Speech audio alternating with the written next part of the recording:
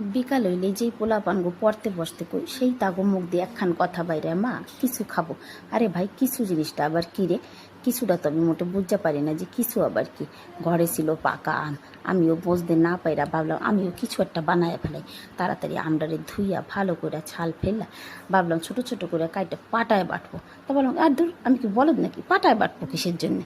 ঘরে যখন মিক্সি আছে তাড়াতাড়ি ছোটো ছোটো করে কাইটটা একদম মিক্সির মধ্যে দিয়ে দিছি। সত্যি কথা কব, এই কাজটাও বাপ বাড়ি থাকলে পরে ভালো করতে পারতো, কিন্তু সে তো এখন বাড়ি নেই, অতএব আমারই করতে হবে। আর ছিল আধা কাপ দুধ।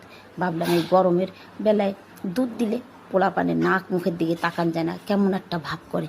দুধ যখন ওরা খাবেই না তখন আমের মধ্যে দুধ দিয়া মিক্সিতে গোটাইয়া এ মা পায়খানার মতন কেমন একটা তৈরি হয়েছে। সত্যি কথা কব, গুঁড়াগাড়ারে তো আমি রাগ কইরা চোখ দেখাইয়া খাওয়াইয়া ফেলাবো, কিন্তু আমি খাবো না। দেখে যেন কেমন একটা ঘেন্না ঘেন্না মনে হইতেছে, দেহ একদম গুঁড়াগাড়ার পায়খানার মতন হয়েছে। ছি।